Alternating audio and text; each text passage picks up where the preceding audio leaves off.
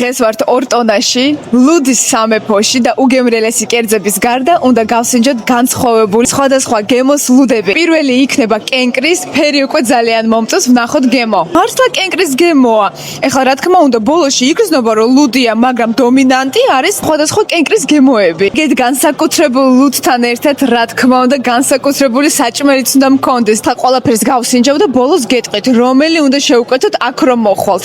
დავიწყოთ ლუდის დაფით. მრავალფეროვნად გამოიყურება. წარმოიდგინეთ, აქ არის ხო გაკეთებული ჩიფსი, ყველის ჭხირები, რა თქმა უნდა, ხახვის რგოლები და ყველაზე საინტერესო და ყველაზე მეტად რაც დამაინტერესა, ეს არის ბეკონი, რა თქმა უნდა, კარტოფილი ფრი, ხორცის ჩიფსები და ფრთები. ძალიან გემრიელია, ხო? ხათაშორის 2 ტონა ზუსტად ცნობილია იმით, რომ აქ აქვთ ცოცხალი კრაფტ ლუდი სხვადასხვა გემოებით. აბა გავსინჯეთ როგორია ყველაზე მაღალგრადუსიანი ლუდი. ალბათ თაფლის დამსახურება, სხვადასხვა ყვავილების სურნელი აზდის და გემოზეც მოქმედებს, რა თქმა უნდა. საერთოდ არ იგრძნობა, რომ ყველაზე მაღალგრადუსიანია, ძალიან გემრიელია. ეგეთი დიდი ლუდის დაფა ჯერ კიდე არსად არ შემხვედრია და ვფიქრობ, რომ ლუდთან ერთად მარტო ეს რო აიღოთ, კაი საკმარისი იქნება, მაგრამ მე ხო კაი მჭამელი ქალი ვარ, ამიტომ ამის მერე მე გავაგრძელებ ხინკლით, ქაბაბით და კახური მწვადით. პირველ რიგში მოვაშოროთ ეს ხელთათმანი, ხინკალი, ხელთათმანით ჭამა ეს უკვე ცოდვაა.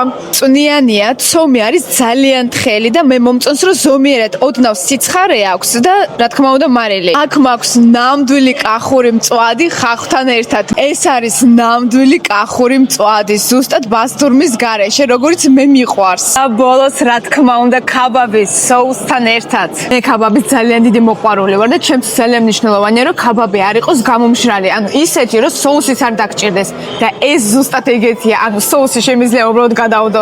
მოდით შევაჯამოთ. მოკლედ ამ ადგილას როგორც კი შემოვედი, პირველ რიგში ძალიან მომეწონა აქაური ინტერიერი, იმიტომ რომ ძალიან გემოვნებიანად არის ყველაფერი გაკეთებული.